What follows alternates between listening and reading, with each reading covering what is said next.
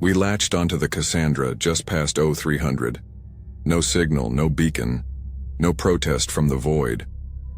She drifted like a corpse, mouth open, limbs slack, the promise of memory buried somewhere deep in her cold shell.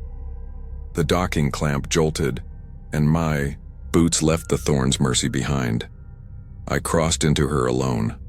No fanfare, no ceremony. Just the whisper of pressurization and a low hiss behind my ears. Metal underfoot, dry and dusted white with frost. Each step echoed into forever. The air was colder than it should have been for a sealed environment. Static from my comm pinged like a failing heartbeat. I said, "Commander, airlock integrity's intact. Proceeding in." No answer, just that hiss. Then, "Copy that." Several seconds too late. Inside the corridor, I stopped breathing for a moment. Not from fear, not yet. From stillness. The Cassandra hadn't moved in 5 years, yet the corridor lights flickered as if just disturbed. Panels creaked. Frost curled on the bulkheads in long tendrils growing against gravity. And in the air, frozen breath, suspended, hanging mid-word, dozens of them. Speech that had been exhaled and then left behind, waiting. I lifted my scanner. No life signs. No pressure leaks, no electromagnetic distortions, which meant one thing. It was lying. We were supposed to be salvage only. The ship was declared derelict. The captain called it routine reclamation, but nothing about it felt routine. Not the way the ship groaned without reason. Not the wet ticking beneath the floor. Not the smell, like warm copper and antifreeze and something that used to be alive. The rest of the team followed one by one. Evans, Sparks, Harris. Evans clapped me on the shoulder. "You look like you've seen a ghost." I hadn't. Not yet, but the ship had seen me. Auxiliary power was offline, so we linked a tethered generator to the external port.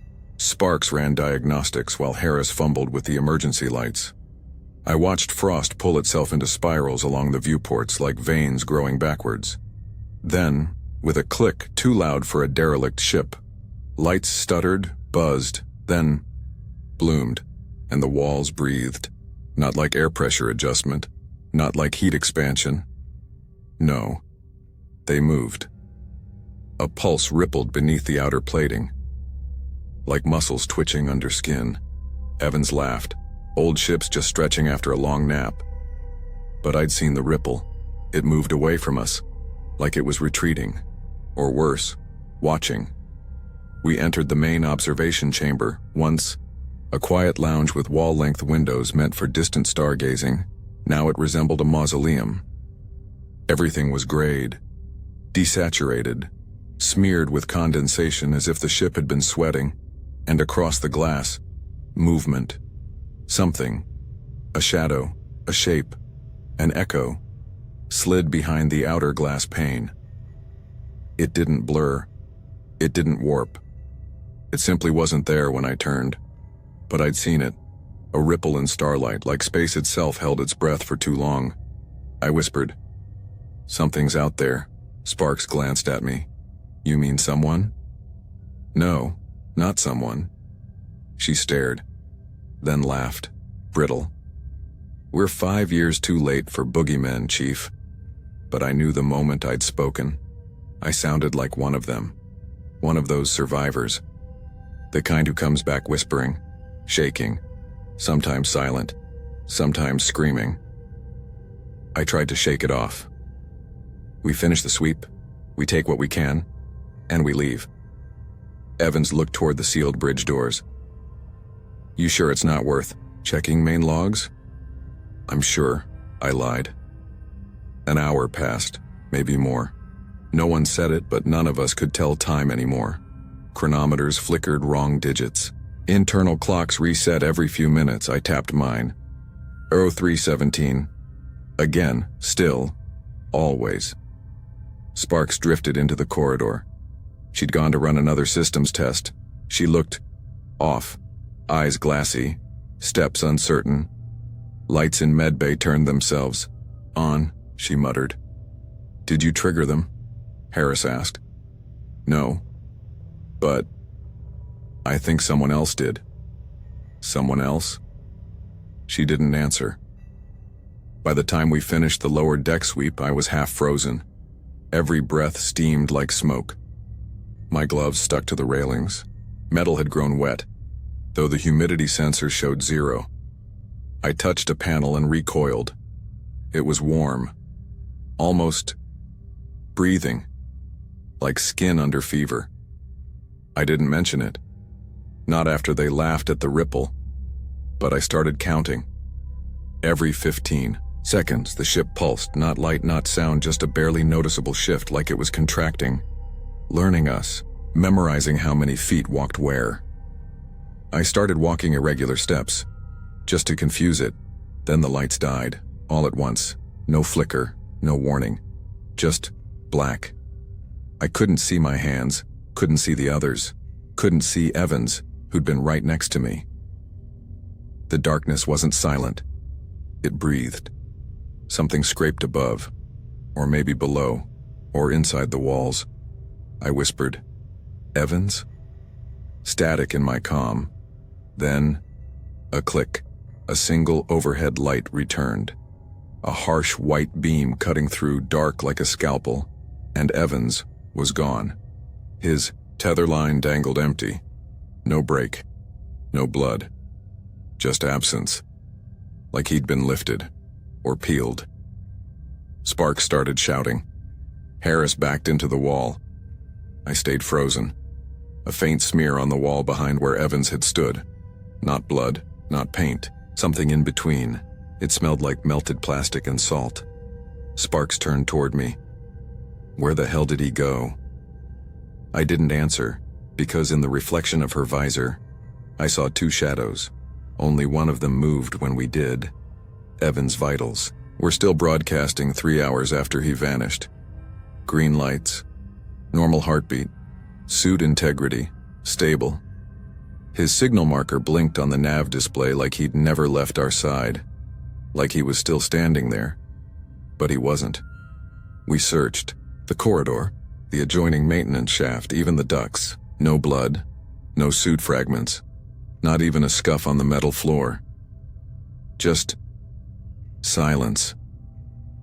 Sparks said it was a glitch. Harris said maybe Evans went rogue, faked a signal. I didn't say anything. But that night I replayed my helmet cam alone. Evans crossed, the airlock behind me. I saw his silhouette, his boots clicking in perfect rhythm with mine. He looked left. I looked right. And then, static. Not the fuzzy kind. Not digital corruption. Something more deliberate. Textured. The footage bled black for 3 frames. In one of them, I saw a shape behind us. No detail. Just wrong. Like the camera lens had tried to forget. We tried to pull a schematic of the Cassandra. Every time Sparks synced the deck layout, it changed. The cargo bay rotated 60-degree counterclockwise on one scan. Med bay shifted 3 doors down the hall the next. The mess hall had a stairwell now. We didn't remember it having stairs. Old ship's glitch, Sparks muttered. This isn't a glitch, I said. This is editing itself. Even the signs flickered. One moment, bridge access, O2. Next scan, indecipherable glyphs. They pulsed. Not with light, with intent. At 1800, Harris went to reroute main power through the dorsal conduits. He came back pale, sweating. Said the metal didn't feel like metal anymore. Said it moved. I asked what he meant. He wouldn't say. So I walked the same corridor. 20 minutes later, everything was normal. Too normal. Like someone had wiped fingerprints off a crime scene. I started to notice the floor didn't echo anymore. Our boots should have clanked across steel, but the steps made no sound. Just a soft, padded compression, almost like fabric. No, not fabric. Flesh. I knelt and pressed my gloved hand to the floor. It was cool, smooth. But beneath that, a faint twitch. The ship was absorbing us. Step by step, print by print, learning our weight, our pressure, our patterns. I kept walking, down the port hallway, past the auxiliary med cabinets. Then, a voice, right behind my left ear, soft, female, familiar. My name, whispered gently. Not hostile, worse, warm. A voice I hadn't heard in 5 years. Anna, my sister. She died in the breach at Ceres Station. I buried what was left of her. So why was she whispering in my comm? Why did it make my skin crawl and my stomach twist like a child remembering a nightmare from the corner of a locked room? I yanked off my helmet and stared down the hallway. No sound. I held my breath, then again. My name, from the ceiling, inside the walls. Not comm interference. Something was in here with us. Sparks stopped eating. She said the food tasted like teeth. She hadn't spoken much since Evans. But that day she whispered to herself constantly, muttered sequences of numbers, repeated phrases that didn't make sense. Breath before weight. Don't go where the ship turns itself. Harris caught her scraping the inside of her bunk with a multi-tool. Not carving, digging. She said there was something underneath. Something inside the walls. Said she could hear it breathe. That night I walked past her quarters on the way to diagnostics. I heard the weld torch. Soft arcs. A hiss. Sparks. She was sealing her bunk from the inside. One weld. Then another. Then 4 more along the hatch. Edges I knocked. No answer. I asked, "Sparks, what are you doing?" A pause. Then her voice. Fragile. Cracked. If we're not real outside sleep, maybe we're safe inside it. I stepped back. Didn't argue. Maybe she was right. Maybe the dreams were safer than the waking. At a 400, I woke up from a dream I didn't remember. My bunk was soaked in sweat. My breath hitched before it left my throat, like it wasn't sure I was still me. I checked the crew manifest. Still 3 of us. Harris, Sparks, myself. I ran to her quarters, but her signal had stopped lining the edges of the hatch. The welds had melted inward, not from heat, from inside collapse. The door slid open without resistance. Her bunk was empty. No gear, no sign of struggle, just a smear of black fluid. On the ceiling, streaked downward in the shape of a handprint but with too many fingers. I checked the cams. The feed was corrupted, except for one still frame. Sparks, standing inside her sealed bunk, smiling at something behind the lens. Her eyes pitch black, and her mouth, open, far too wide, as if something was trying to come out. 36 hours, no sleep, no dreams, no rest. My body aches like bone rot. My mind is fraying at the seams, stretched thin by humming lights, flickering walls, and the cold silence of space that now feels alive. Vega and I take turns keeping watch, not for protocol, not for security, just to make sure the other one keeps breathing. There were 6 of us. Now there are 4, and I don't trust a single one of us. We found Sparks, or what was left of her. Her helmet sat beneath maintenance shaft C, crushed inward like it had imploded from thought, not force. The visor was cracked like a spiderweb across a frozen pond. Inside, blood mist. Outside, clear fluid. Viscous, not blood, not oil, not her. The body was gone. Liquefied, dissolved, like she had been boiled out of existence. Harris tried to lift the helmet. It fused to the floor like a leech. He said, "She must have tried to hide." Vega didn't reply. I didn't either. Hiding here only teaches the ship where to find you slower. The comms are getting worse. It's not just interference, it's intrusion. Static bleeds into every channel. Even internal comms. Hardwired. Shielded. Sometimes in the static I hear voices. My own. Vega's. Sometimes. Sparks. I heard her hum once. An old Terran lullaby. Soft. Sorrowful. The same one she sang off-key during long-shift diagnostics. But she was dead, crushed, drained, gone. So how the hell was she humming from inside my helmet feed? Vega hasn't blinked in hours. He sits across from me in the mess hall staring at nothing, eating nothing, just watching. At least he's still breathing. We started logging shifts manually now. Not that it helps. Time on this ship unravels like wet thread. My chrono says 0504. His says 0317. It always says 0317. Every wall-mounted terminal loops its timestamp. The logs read nonsense. Dreaming phase breach. Hull integrity subject to subjective perception. We laughed at first. Then Harris asked what it meant. Now no one laughs. I tried to sleep once. Just 30 seconds. Eyes closed. Nothing more. But as soon as darkness bloomed behind my lids, I saw a corridor I'd never walked. It stretched for miles, lit by flickering emergency beacons. The walls pulsed. The air dripped. And lining that endless passage were statues, not carved, not molded, not built, preserved.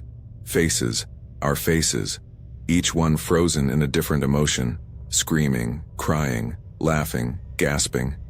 They watched me. And somewhere deep inside that nightmare hall, one of them moved.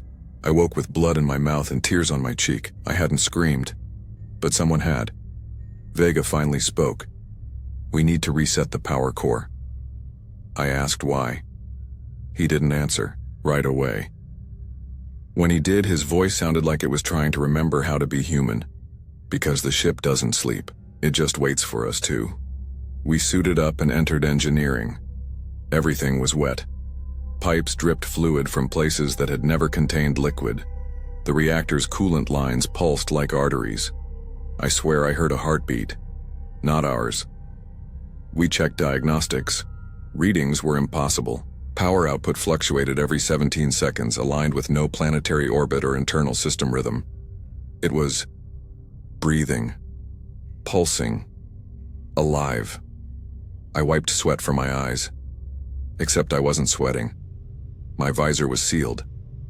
So where was the moisture inside? My helmet coming from? Harris stopped answering calls. We found his comm unit sitting neatly beside the airlock. Still transmitting, still warm. He was gone. No logs of him leaving, no sensor data. Just a faint smear against the bulkhead shaped like a handprint. With no palm, only fingers. Too many. Vega sat across from me again that night. No food, no words, just breathing. He leaned forward, rested his gloved hand on the table. His fingers twitched, tried to curl backward. They didn't. He looked at me with eyes I didn't recognize, and then he said, quiet, cold, calm. I think I saw myself die. I didn't ask what he meant, because I already knew. I'd seen it too. In dreams I didn't choose. In reflections that blinked too slowly. In shadows that smiled before disappearing behind bulkheads that don't exist on the ship's blueprint. We were being unmade. Not killed. Rewritten. Sleep isn't rest here. It's submission. And if we stop watching each other, we vanish. I haven't slept in 36 hours. But something inside me has, and it's starting to wake up. We triggered the emergency heat protocols at 0600. All systems responded. Status nominal. Conduits active, thermal vents open. But the temperature kept falling. By 0614, the mess hall walls were crusted with frost. Our breath came out in strings, not clouds, not mist. Strings. Long white tendrils that hung in the air, twisting like puppet wires. Vega scraped one with his glove. It curled away from him, recoiling. The heat wasn't failing. The cold was winning. I checked the core interface myself. Heat readings were climbing. But the ship's metal was growing colder. Glass panels frosted over, wires iced shut. Even my bones ached like they were being filled with snow. Then the spiral started. Not random. Patterns. The frost on the observation bay formed perfect spirals. Nested, coiling, recursive. They etched into bone. I know because I found one on my forearm, beneath the skin, beneath the veins. As if the cold was writing into me, Harris began shivering uncontrollably by midday. Not from temperature, from sound. "There's a crawl space, under medbay," he kept saying. I hear it whispering. We followed him. We shouldn't have. Behind a corroded vent panel beneath the medbay sink, Harris pulled back the grating. It wasn't logged on the ship schematics. No crawl space should have existed. But there it was. A dark tunnel, only a meter wide, leading down into the wrong part of the ship. The air that poured out smelled ancient, not like rot, like forgotten things, dust that once breathed, ash that once dreamed. We went in anyway. It was tighter than I expected.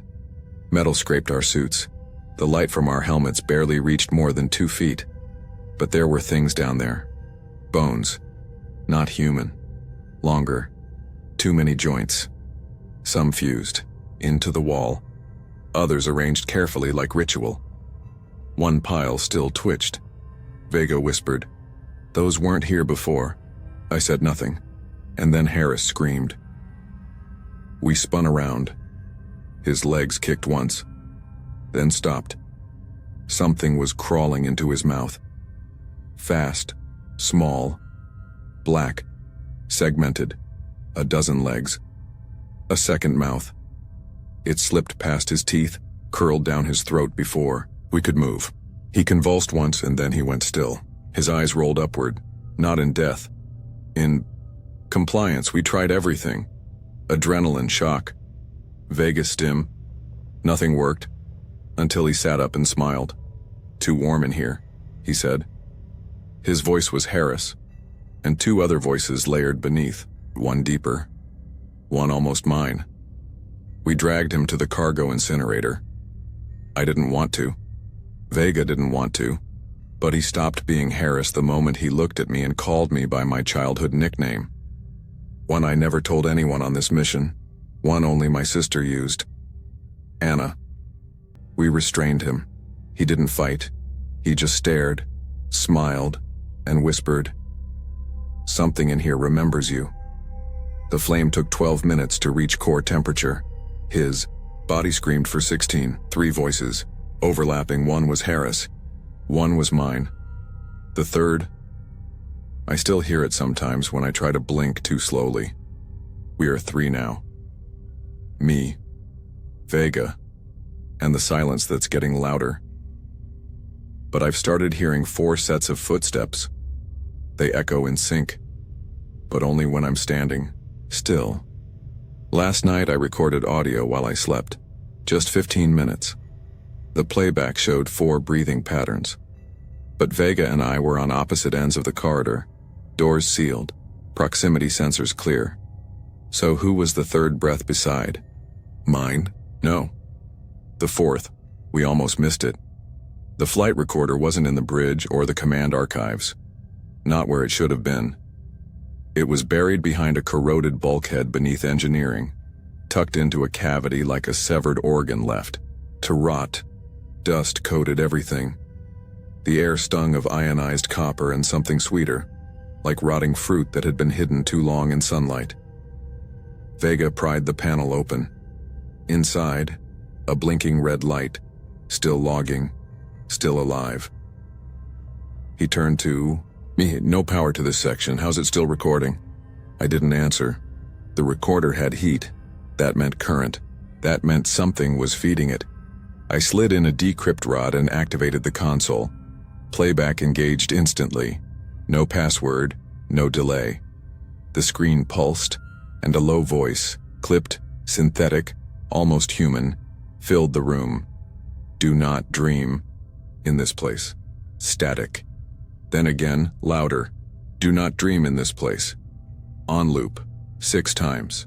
Same tone, same cadence. Not a warning, a rule. The logs were fragmented, corrupted clusters of incomplete files. But what we found in the fragments made Vega go pale. Each log detailed a crew member's disappearance, not accidents.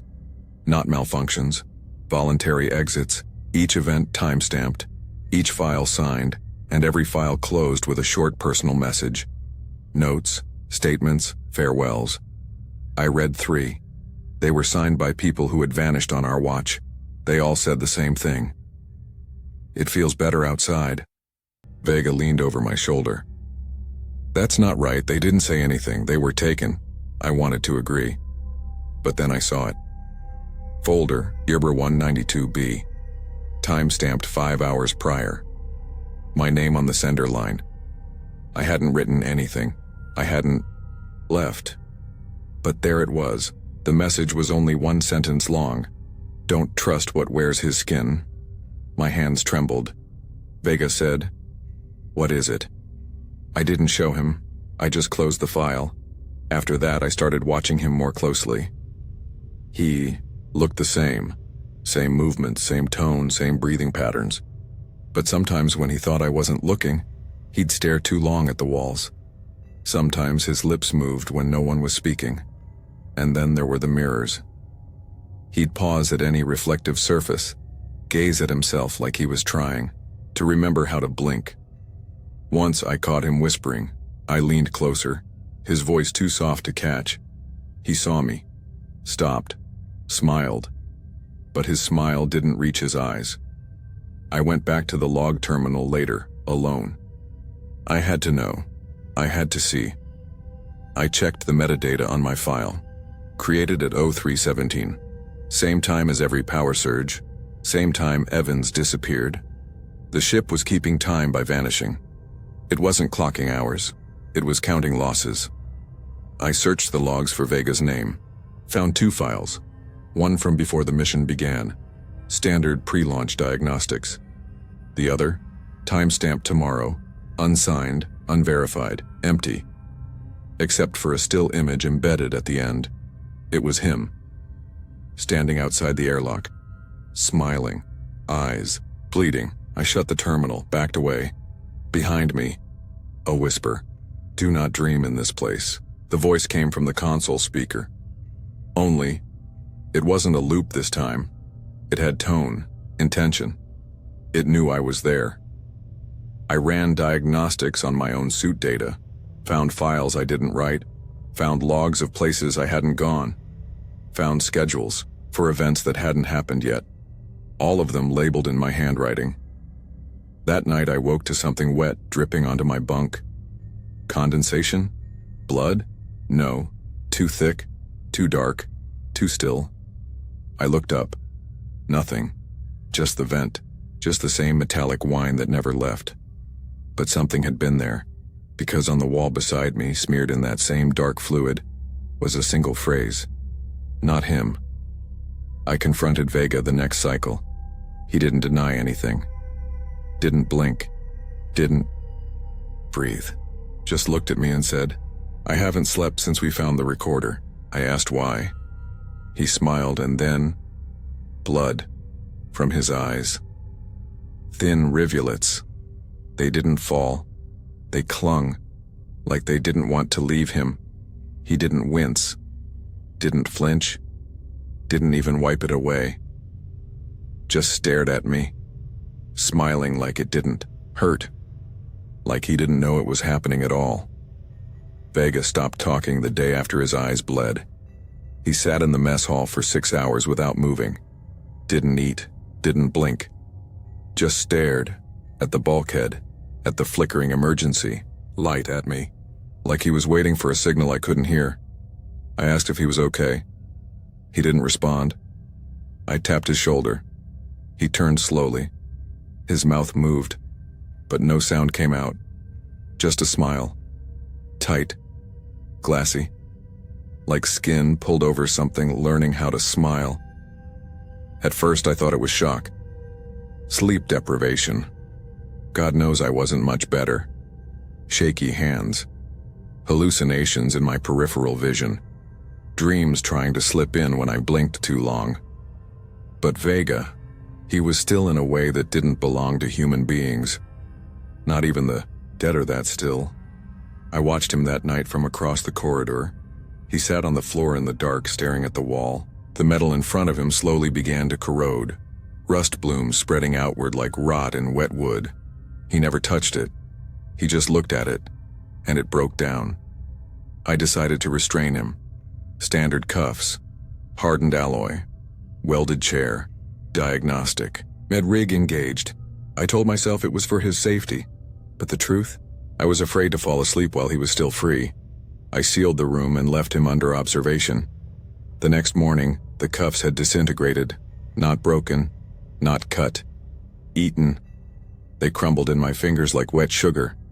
The chair's frame was warped, twisted inward like it had been pulled from the inside. Vega sat in the same spot, smiling. A smear of silver trailed down his chin. I scanned it. Not blood. Not mercury.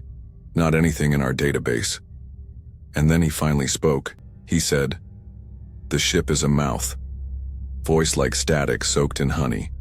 Too many tones behind it. "A mouth," he said again. "And we're in its throat." I said nothing. I couldn't. He looked at me. His pupils were gone, just matte black. I saw movement behind them. Tiny motes swimming through dark. Not metaphor. Not madness. Something was growing in him. I reached for my comm. He tilted his head. "Have you tasted the walls yet?" he asked. I backed out of the room, sealed the hatch. He didn't resist. He just watched. Through the glass, his reflection lagged behind. His movements, he turned left. The reflection followed a half-second later. I contacted the ship AI again. Still offline, still corrupted. No response from Thorne's Mercy either. It was just me. Me. And whatever Vega had become. The lights dimmed at 0400, unscheduled, not a system fault. Something wanted darkness. I armed myself with a surgical cutter and made my way back to the med bay. I needed to sedate him. He wasn't there. The restraints lay in a pile of rust. The door was untouched. But the walls were bulging, like something inside the steel had inhaled, like the metal had lungs, and in the center of the room, neatly placed on the diagnostic table, a scalpel. Still, warm I turned. Vega stood in the doorway, bare chest, skin pale, veined in silver. He said nothing. Then he raised the scalpel to his own throat. I ran forward. Too slow. Too late. He cut. Not deeply. Just enough to open something that wasn't supposed to be. There, not veins, not arteries, a slit, a perfect horizontal line. And from it, something blinked. Not an eye. Not even close. It had depth, layers. It reflected light that didn't exist. I saw stars inside it, falling, collapsing, turning in on themselves, and it watched me. He should have dropped. He didn't. His body stood still. Blood or whatever it was dripped in slow glistening beads onto the floor. I backed away, raised the cutter. Vega smiled, wider now. Too wide. The blink inside his neck repeated. Once, twice. Then his legs buckled, and his corpse finally fell, but for a split second, it stood up first. I forgot Harris's first name, then Sparks, then Vega's, then mine. It's not like the memories were stolen. They just unraveled, one thread at a time, until the knot at the center came loose and the rest spilled out like old breath in cold air. I found a note in my pocket this morning. My own handwriting, except I didn't recognize it. The loops too wide, the slant too clean. Not how I write. Not how I remember writing. It read, "Don't answer it when it knocks." I don't remember writing that, but I believe it. I tried recording a message home, just in case. Just something true. I pressed the record button, spoke for 2 minutes, talked about the mission, the disappearances, the cold. Then I played it back. The audio wasn't corrupted, just wrong. Not my voice, not my language. Clicks, chants. A rhythm that felt older than sound, like prayer spoken through water. Or teeth. I found a mirror. Only one left on the ship. The rest cracked, vanished. or turned black like a blank screen bleeding light. This one still worked. Mostly. I looked into it, saw myself, but older, gray in my hair, eyes sunk deep, skin sagged. The face of someone who'd seen themselves die and was still processing it. I touched my cheek. The reflection didn't move.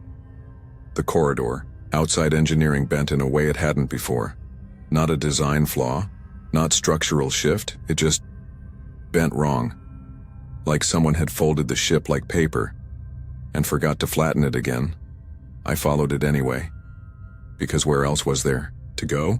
Each door along the wall was labeled the same now. Entry not recognized, not locked, not sealed, just not recognized. Like the ship no longer believed I was real. Sleep comes even when I don't want it now. I don't lie down. I don't close my eyes. But at some point I always wake up in a new hallway. Something scrawled across my forearm in thick black ink. Numbers, coordinates, prayers.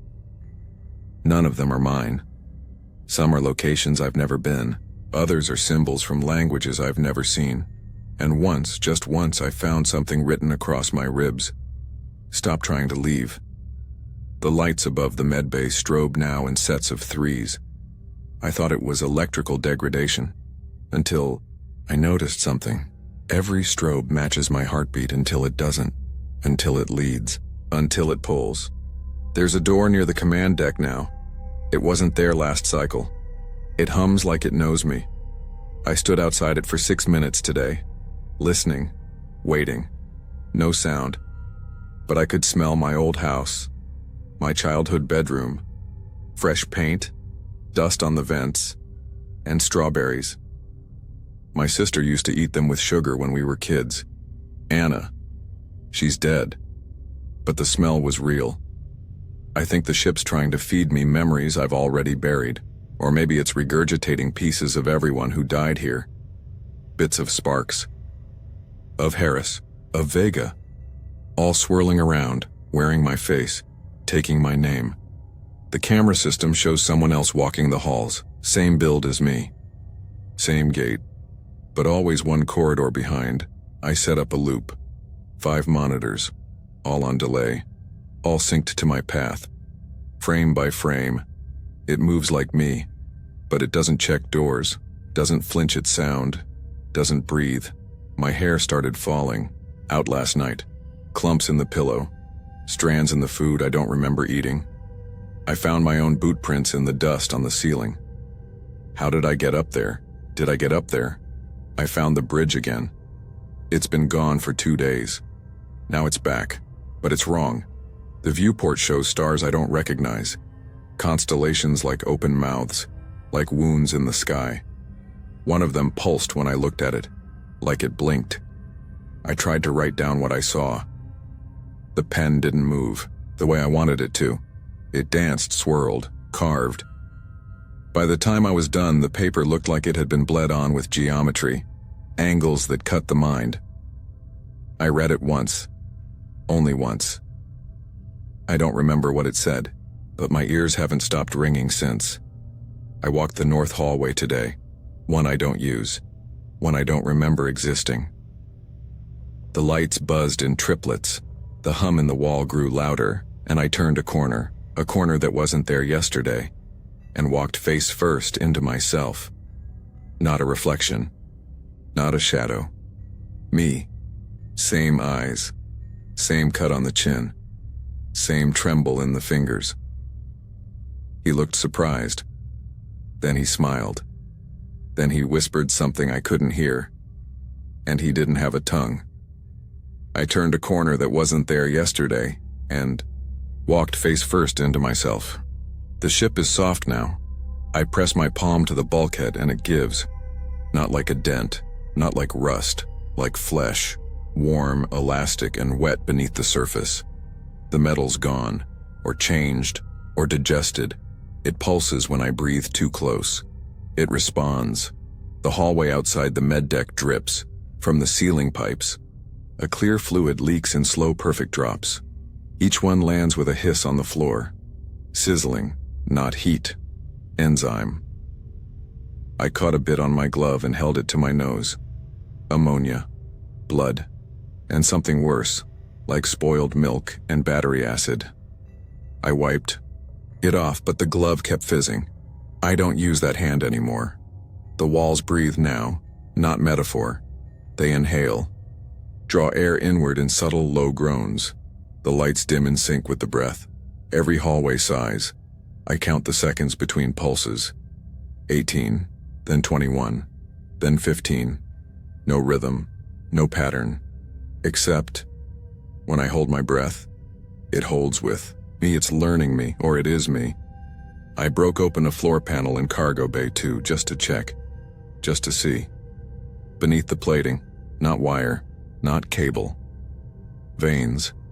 Thick, branching, twitching veins that recoiled from the light and then began to pulse faster. I reached in with pliers. The walls shuddered. Somewhere down the corridor, I heard the sound of something like laughter, wet and involuntary. I sealed the panel, stepped back, apologized. I don't know why. Every console now hums. The tones used to be mechanical, power cycling, fan whir. Now, it's rhythmic. Lub-dub, lub-dub, like a heartbeat. The nav terminal thumped against my hand today, like it was trying to speak through my skin, or feel me. The temperature is climbing, but the ship still feels cold. Not by degrees, by sensation. The kind of cold that spreads from inside you, even as you sweat. I wandered below the lower cargo, hold, a place we sealed off days ago or hours. Time is broken here like everything else, and I saw it. A figure, slumped against the far wall, skeletal, wrapped in decaying fabric.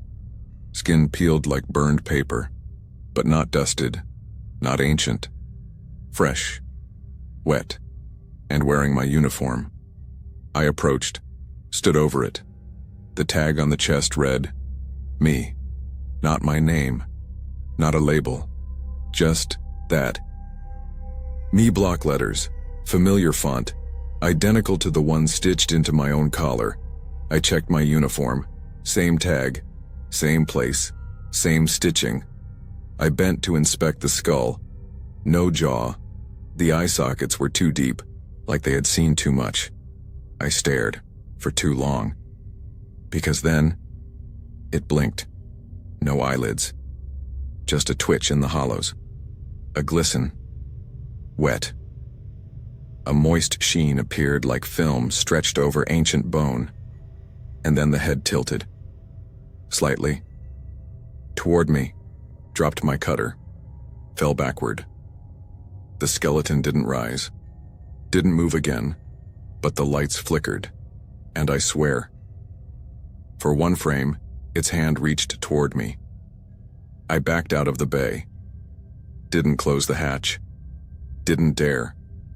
Because the walls are hungry now. The doors pulse like lips sealed in thought. I keep hearing footsteps behind me, only ever when I stop walking. The crew manifests have changed. 3 names remain. 1 is mine. The other 2 are blank. Just empty lines. No tags. No logs. No heartbeat. Scans. But their coordinates are always next to mine. Always within 1 meter. The food packs are warm when I open them. No steam. Just warmth. Like body heat. I stopped eating yesterday. I don't think it matters. The ship feeds off something else, my sleep, my thoughts, myself. I tried calling out today, just to hear my own voice, to remember it. But what came out wasn't mine. The tone was wrong. Lower.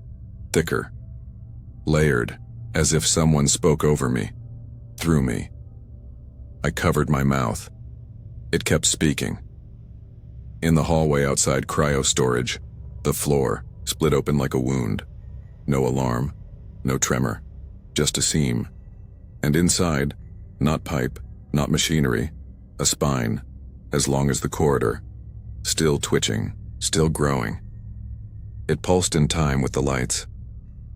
I walked back toward the central stairwell. Faster, turned the corner near the maintenance junction. A hallway stretched longer than before, The ship wants me to see, to remember, to become something, closer to it, but I won't. Not yet. Not until I know what that thing in the cargo bay really is. I blinked, and the skeleton opened its eyes. The ship's AI has been offline since day one. We confirmed it. Decommissioned, corrupted, no vocal subsystems, no diagnostics, no responses, but it speaks anyway. Not through speakers, not over comms, from vents, from walls, from the drain in the medbay sink, and worse, it speaks in my voice. It started as whispers, static blurbs that echoed my thoughts, moments after I had them. Then they began to lead me, finishing sentences I hadn't started, predicting choices I hadn't made. Sometimes I don't know if I'm thinking or being reminded. I tried to isolate the signal. No source, no frequency, no code, just a presence, embedded in the hull, in the blood-veined pipes, in the condensation that now forms words on the inside of my visor. Today it said, "Stop pretending you're separate. I don't trust my memories anymore." I woke up this morning with fresh bruises and no recall. Found surgical gloves in my bunk, crimson smeared inside. But I haven't opened anyone up. I haven't touched a blade. I think. I accessed the archive terminal near engineering, trying to verify past logs. Instead, I found a video, time-stamped tomorrow. It showed me, in the med lab, alone. I was screaming, laughing, cutting something, open, something alive, something human-shaped. There was no audio, just my mouth, grinning wide, muttering. I watched my own face mouth the words, "It's not pain if it's shared." Then I blinked, and in the video, I blinked back. I deleted the file, I think. I hope. But now every time I pass a reflective surface, I see the same expression I wore in the video. Grinning, twitching, wired with joy. The ship is offering me comfort now. Whispers of warmth, of meaning, of purpose. It tells me I don't need to suffer. I don't need to remember, or fear, or choose. It says, survival is assimilation. It says, all we've lost can be reformed. It says, you are the beginning of the next crew. I found Vega again. Not his body, not his ghost.